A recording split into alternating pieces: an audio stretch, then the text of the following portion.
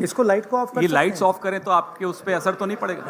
असर पड़ेगा? ठीक है ठीक है ठीक है। ओके ओके ओके, इतना विरोध की जरूरत नहीं, मान गए। See we always listen to the media. धन्यवाद।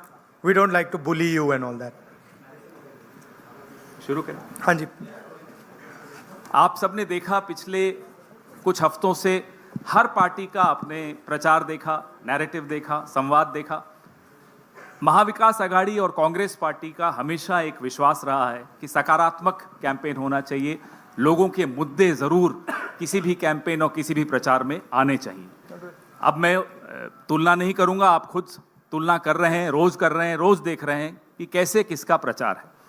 राहुल गांधी जी ने, मल्लिकार्जुन खड़गे साहब ने, हमारी पूरी पार्टी ने हमेशा ये प्रयास किया है कि मुद्दों पर आधारित प्रचार हो और मुद्दों पर आधारित ही सरकारें चलें, मुद्दों पर आधारित ही राजनीति हो। मैं ज़्यादा समय नहीं लूँगा, मैं राहुल गांधी जी से आग्रह करूँगा कि वो इस प्रेस वार्ता को शुरू करें। नमस्कार। I'd like to welcome all of you here. Maharashtra का जो चुनाव है विचारधारा का चुनाव है और 1-2 अरबपति और गरीबों के बीच में चुनाव है। अरबपति चाहते हैं कि मुंबई की ज़मीन उनके हाथ चले जाए। एस्टिमेट है 1 लाख करोड़ का एस्टिमेट है। 1 अरबपति को 1 लाख करोड़ रुपए देने की बात है। ये बैकग्राउंड मैं आपको दे रहा हूँ। हमारी सोच है कि महाराष्ट्र के किसानों को, गरीबों को, बेरोजगार युवाओं को मदद की ज़रूरत है। रोज़गार, महंगाई मेन इश्यूज़ हैं और हमने क्लियरली बोला है, हर भाषण में मैं बोलता हूँ कि हमारी फोकस महिलाओं की मदद करने का है। 3,000 रुपये हर महिला के बैंक अकाउंट में हम डालेंगे। फ्री बस ट्रैवल होगा महिलाओं के लिए। किसानों के लिए 3 लाख रुपए तक का कर्जा माफ़ होगा। सोयाबीन के 7,000 रुपये प्रति क्विंटल। प्याज के किसानों के लिए fair price committee. Fair MSP कपास के किसानों के लिए। कास्ट सेंसस जो हम तेलंगाना में, कर्नाटक में करवा रहे हैं, वो हम महाराष्ट्र में करवाएंगे। हम जानना चाहते हैं और महाराष्ट्र की जनता को बताना चाहते हैं कि किसकी कितनी यहाँ पे भागीदारी है, कितना पार्टिसिपेशन है, किसकी कितनी आबादी है। हम चाहते थे कि दिल्ली सरकार इसको करे। पार्लियामेंट हाउस में मैंने साफ बोला है, नरेंद्र मोदी जी के सामने बोला है कि हम कास्ट सेंसस करवाएंगे। ये देश के सामने सबसे बड़ा मुद्दा है। तकरीबन 50%, एस्टिमेट है 50% पिछड़ा वर्ग है, उनकी कहीं पार्टिसिपेशन नहीं है, सरकार में नहीं है, कॉर्पोरेट इंडिया में नहीं है, मीडिया में नहीं है। 15% दलित हैं, 8% आदिवासी हैं, उनकी भी कोई पार्टिसिपेशन नहीं है। तो कास्ट सेंसस सेंट्रल पिलर है हमारी स्ट्रेटजी का। हमने पार्लियामेंट हाउस में मैंने कहा है 50% रिजर्वेशन की दीवार भी हम तोड़ देंगे। वो भी प्रधानमंत्री करना नहीं चाहते हैं। हेल्थ इंश्योरेंस का हमारा यहाँ एक स्कीम है जो राजस्थान में बहुत सक्सेसफुल था। 25 लाख रुपए का स्वास्थ्य बीमा गरीब लोगों को, किसानों को, मजदूरों को, बेरोजगार युवाओं को ऑपरेशन की ज़रूरत हो, दवाई की ज़रूरत हो, MRI की ज़रूरत हो, जो भी मेडिकल फैसिलिटीज़ की ज़रूरत हो, 25 लाख रुपए तक की फैसिलिटी हमारी सरकार प्रोवाइड करेगी। और फाइनल जो युवा हैं, जो नरेंद्र मोदी जी की पॉलिसीज़ ने, नोटबंदी ने, GST ने जिनको बेरोज़गार किया है, उनके लिए अनएम्प्लॉयमेंट अलाउंस 4,000 रुपये का मंथली और 2.5 लाख जो सरकारी नौकरियां हैं उनको हम कमिट कर रहे हैं कि उनको हम आपके हवाले करेंगे। तो ये हमारा प्रोग्राम है। मेन इशू वही है। एक तरफ अदानी जी खड़े हैं, धारावी पे निशाना है।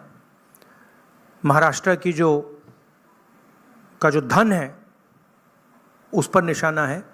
मुंबई के नेचर को चेंज करने का लक्ष्य है, और दूसरी तरफ हमारे किसान, मजदूर, युवा जो एस्पायर कर रहे हैं, जो सपना देख रहे हैं, जिनका सपना हर रोज़ महाराष्ट्र की सरकार तोड़ रही है। तो ये लड़ाई है। Thank you. एक एक करके मैं अभी बता रहा हूँ। एक मिनट, बिल्कुल। अभी आपने बड़ा अच्छा व्यवस्थित रखा। इससे पहले आप सवाल शुरू करें, राहुल जी से मैं आग्रह करूंगा कि आपके सामने कुछ और भी कुछ ऐसा दिखाएं। एक सेकंड, वो क्या था? व्हाट वाज द नारा दैट मोदी जी गेव? क्या है? एक है तो सेफ है। हाँ, यस, दैट वाज। ये देखिए, इधर लाइए भैया इसको।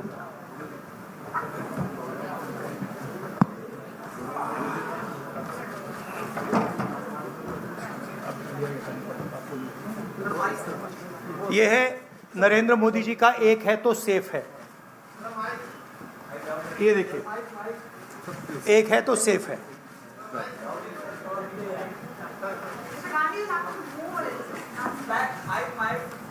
ओ भी ये इसमें एक है तो सेफ है, ये नरेंद्र मोदी जी की महाराष्ट्र सरकार की स्ट्रेटजी है। हम आपको ये दिखाना चाह रहे हैं। मुश्किल खुलता है माया, ये पकड़िए। ये देखिए, एक है तो सेफ है, देख लीजिए। और ये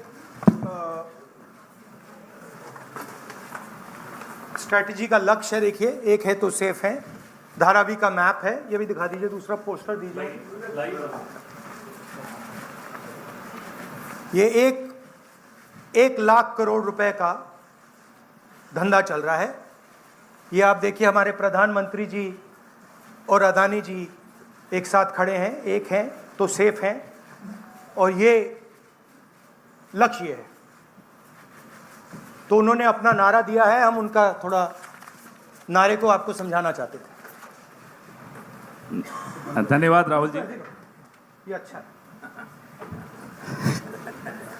इसको पीछे रखेंगे। अच्छा, वो पोस्टर भी लगा दो साइड पे, पकड़ लो पीछे। यहाँ एक इस साइड पकड़ लो, बस। हाँ, बताइए भैया। एक सेकेंड। आलोक देशपांडे, इंडियन एक्सप्रेस।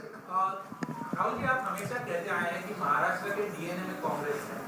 तो जब से ये इलेक्शन का मुद्दा चुनाव शुरू हुआ, तब जब विकास का मुद्दा था, तो आज वो आके कटेंगे तो कटेंगे, वोट जिहाद इन मुद्दों पे आके रुक गया है।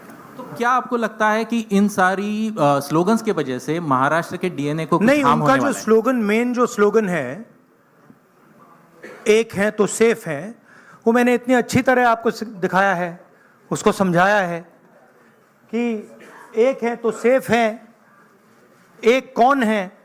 एक नरेंद्र मोदी जी हैं, अदानी जी हैं, अमित शाह जी हैं।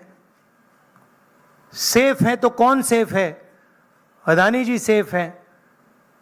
कष्ट किसको होगा? धारावी की जनता को होगा। नुकसान किसका होगा? धारावी की जनता को होगा। जो हिंदुस्तान की स्मॉल और मीडियम इंडस्ट्रीज हैं, जिसका एक चिन्ह धारावी है, उसको एक व्यक्ति के लिए खत्म किया जा रहा है। तो लड़ाई यही है। नारा उन्होंने दिया, हमने आपको समझा दिया।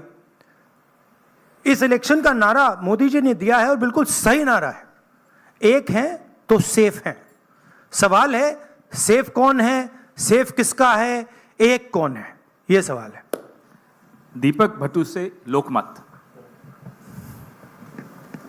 राहुल जी, आज मार्केट में किसानों को सोयाबीन का 4,000 रुपये करीबन रेट मिल रहा है। एमएसपी है 4,830 रुपया। तो आपने कहा है कि हम लोग 7,000 रुपये देंगे अगर सत्ता पे आएंगे तो, और प्लस बोनस।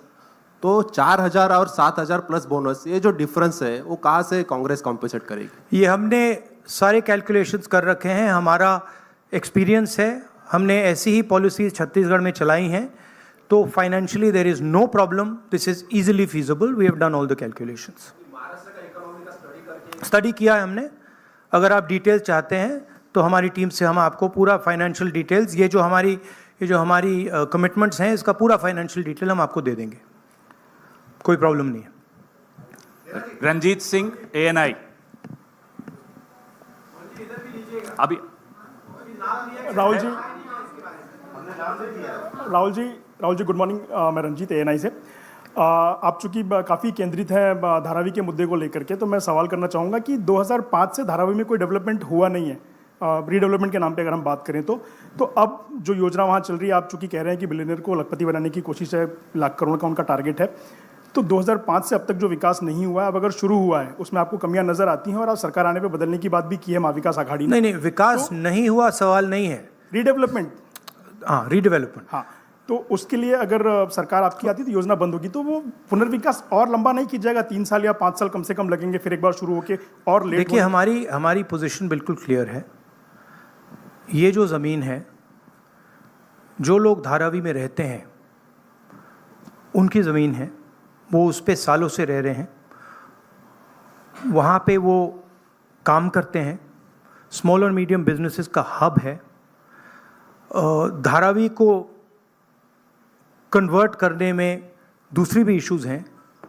मैंग्रोव्स की जो ज़मीन है वो छीनी जा रही है, यहाँ पे बाढ़ आती है, ज़्यादा आएगी, लोगों को नुकसान होगा, और पूरा का पूरा काम एक व्यक्ति की मदद करने के लिए है। That is our objection. Our objection is that it is unfair. It is being done. The entire political machinery is being twisted to help one person.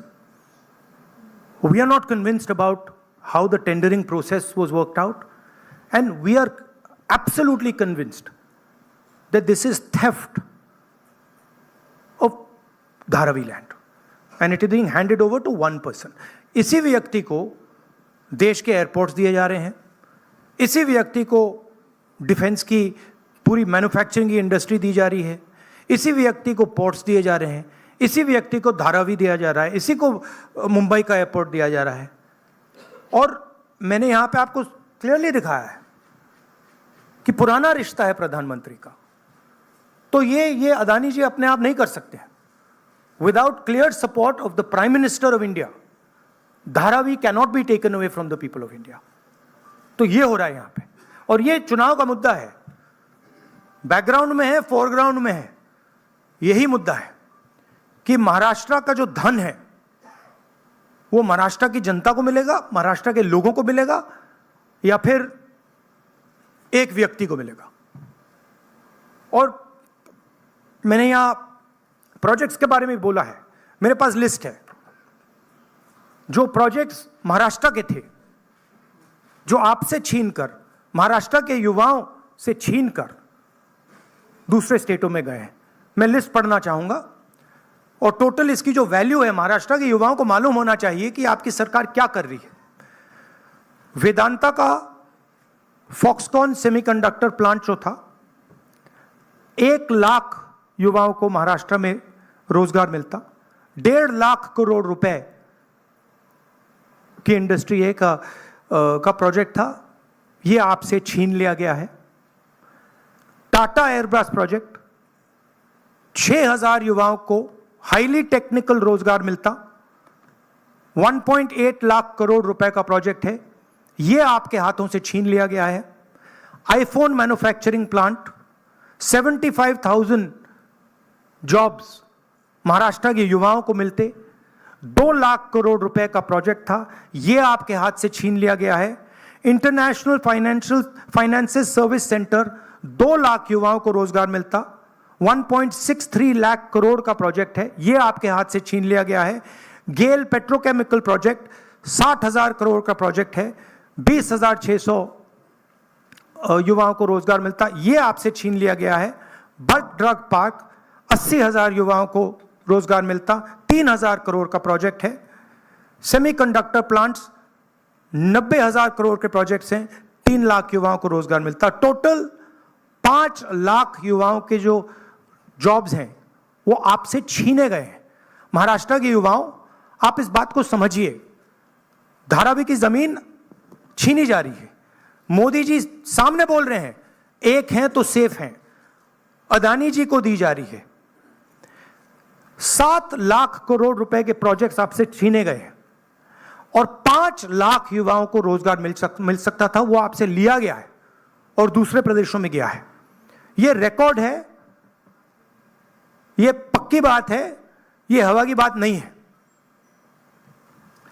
Ananya Gupta, और पीटीआई। अगर आप इसके डिटेल चाहते हैं तो हम आपको सबको डिटेल्स दे सकते हैं। महाराष्ट्र के युवाओं, आप ये बात समझिए, आपसे आपकी सरकार, महाराष्ट्र की सरकार रोजगार चोरी कर रही है। Sir, if we see the tendering process, it is stated that everyone will get houses in Dharavi who are staying over there. So how do you claim and justify that people will get Everybody homeless?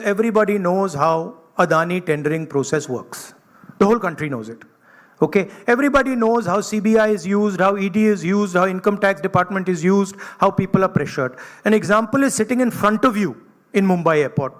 It's there for everybody to see. Now, it's one thing if the media doesn't want to report it, right? But the fact of the matter is the whole country knows that Mr. Adani is fully supported by the Prime Minister, and anything that Mr. Adani wants, he gets. Sir Deepa इस कदम elections में साकाल, एक second please, अनुशासन please. Deepa कदम साकाल। धारावी का redevelopment policy कैसी होगी, इसका आपके पास counter agenda क्या है? धारावी का रिडेवलपमेंट कैसे होगा, इसका धारावी का डेवलपमेंट जो वहां के स्टेक होल्डर्स हैं उनके इंटरेस्ट को लेकर होगा। आज उनके इंटरेस्ट को परे किया जा रहा है, उनके इंटरेस्ट को निगेट किया जा रहा है और इनके इंटरेस्ट को पूरा सपोर्ट दिया जा रहा है। और सिर्फ धारावी की बात नहीं है, दूसरी जमीन की बात है, मैंग्रोव्स की बात है, मुंबई की फ्लडिंग की बात है। तो ये सिंपल चीज नहीं है कि भाई सिर्फ धारावी जा रहा है, ये बड़ा कॉम्प्लिकेटेड डिसीजन है। और हम चाहते हैं कि जो धारावी के स्टेक होल्डर्स हैं और मुंबई की जनता का इसका फायदा हो।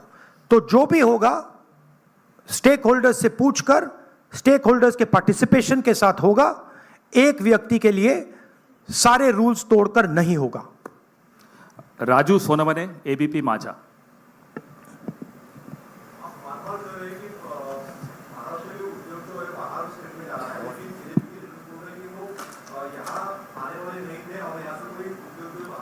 नहीं, मैंने आपको लिस्ट पढ़ के दी है। 8 प्रोजेक्ट्स मैंने आपको डिटेल करके दिए हैं, क्योंकि बीजेपी ने बात बोली है मेरे बारे में कि कौन से प्रोजेक्ट्स की बात कर रहा हूं। तो ये हैं प्रोजेक्ट्स, लिस्ट हैं। इन प्रोजेक्ट्स को आप देख लीजिए, आप स्टडी कर लीजिए। ये सारे के सारे महाराष्ट्र में आने थे, ये सारे के सारे गुजरात गए हैं, ये फैक्ट है। लास्ट और ये हर महाराष्ट्र के युवा को मालूम होना चाहिए कि आपकी जमीन अदानी जी को दी जा रही है, आपका फ्यूचर अदानी जी को दिया जा रहा है। और यहां पे जो 8 प्रोजेक्ट्स हैं, जो पूरे महाराष्ट्र के युवाओं के फ्यूचर के प्रोजेक्ट्स थे, वो सब छीन कर आपसे दूसरे स्टेट में चले गए। राहुल जी अक्षय, एक सेकेंड, ऐसा राहुल जी ऐसे नहीं भैया, एक एक करके प्लीज। एक करके, अभी वो कहीं नहीं जा Thank रहे you. जब तक आप। अक्षय मानकणी, नहीं, टीवी 9 मराठी। सर, राज्य के विधानसभा इलेक्शन चालू है, बट देवेंद्र फडणवीस बोल रहे हैं कि ये धर्मयुद्ध अभी खेलना पड़ेगा, क्योंकि संजय तोमानी जो मुस्लिम पर्सन लॉ बोर्ड के प्रवक्ता है, उनकी एक ऑडियो क्लिप। देखिए बीजेपी को डिस्ट्रैक्ट करने की आदत है। मैंने आपसे कहा कि मेन मुद्दा रोजगार का है, उसके बाद मैंने आपको ये 8 प्रोजेक्ट्स की लिस्ट दी, राइट, जो डिटेल कर रहे हैं कि 7 लाख करोड़ के प्रोजेक्ट्स यहाँ से गए और 5 लाख युवाओं को जो रोजगार मिलना था वो महाराष्ट्र की सरकार ने यहाँ से भेज दिए। धारावी की ज़मीन की बात की, 1 लाख करोड़ रुपए की वैल्यू है, महाराष्ट्र की है, मुंबई की है, मुंबई के लोगों की है, वो आपके सामने छीनी जा रही है। जो स्टेक होल्डर्स हैं उनको परे किया जा रहा है, ठीक है। किसानों को सही दाम नहीं मिलता है, बेरोजगारी बढ़ती जा रही है, महंगाई है। अब बीजेपी इन सवालों के जवाब कैसे दे?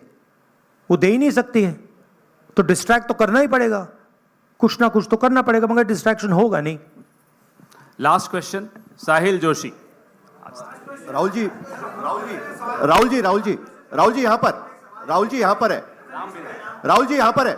भैया last question please. Rahul ji यहाँ पर है। किसको दे रहे हैं? साहिल साहिल यहाँ पर। जोशी। सर यहाँ पर सर कल जो महाविकास आघाड़ी की रैली हुई थी वहां पर उद्धव ठाकरे ने कहा कि अगर उनकी सरकार आएगी तो सबसे पहला काम वो ये करेंगे कि अडानी का टेंडर रद्द करेंगे। क्या आपको लगता है कि आप और शिवसेना यूबीटी इस बात पर ज्यादा पॉलिटिकली अलाइंड है, आइडियोलॉजिकली आप ज्यादा अलाइंड है? कल आपके ट्वीट का भी उन्होंने जिक्र किया था जो आपने बाला साहब ठाकरे के इस पर किया था, तो आपको लगता है कि आप दोनों ज्यादा अलाइंड है इस चीज नहीं, पर? देखिए सिंपल सी बात है, हमारी जो सरकार आएगी वो महाराष्ट्र के लोगों की इंटरेस्ट को प्रोटेक्ट करेगी। जो धारावी में हो रहा है वो महाराष्ट्र की जनता के इंटरेस्ट के खिलाफ है, वो धारावी के जो रेजिडेंट्स हैं उनके इंटरेस्ट के खिलाफ है, वो मुंबई के जो रेजिडेंट्स हैं उनके इंटरेस्ट के खिलाफ है। हम महाराष्ट्र के, मुंबई के और धारावी के जो रेजिडेंट्स हैं उनके इंटरेस्ट को प्रोटेक्ट करेंगे, इसीलिए हम एक साथ खड़े हैं। और जो उद्धव जी ने कहा है वो सही है और उसका मैं सपोर्ट करता हूं। धन्यवाद राहुल जी, आप सबको बहुत बहुत धन्यवाद। फिर आएंगे, बहुत जल्दी आएंगे। 23 तारीख के बाद फिर आएंगे। धन्यवाद। Thank you. सुनिए भैया एक सेकंड मुझे बोलने दीजिए, मुझे बोलने दीजिए प्लीज। एक सेकंड, मुझे बोलने दीजिए। एक सेकंड। सो थैंक यू, आप सबका बहुत बहुत धन्यवाद। आगे भी जाना है, देखिए लास्ट है मुझे झारखंड जाना है। भैया आप प्लीज बैठ जाइए, मैं बात कर रहा हूं, आप बैठ जाइए 2 मिनट, डिस्टर्ब मत कीजिए। हाँ, तो आप सबका मैं धन्यवाद करता हूं। मुझे झारखंड में भी ऐसा ही प्रेस कॉन्फ्रेंस करना है और टाइमिंग की थोड़ी इशू है, तो मैं आप सबका धन्यवाद करता हूं। और इन चीज़ों के बारे में आपके और सवाल हों तो हमारी टीम यहाँ है, जो भी आपके सवाल होंगे वो डिटेल आपको दे देंगे। Thank you very much. नमस्कार।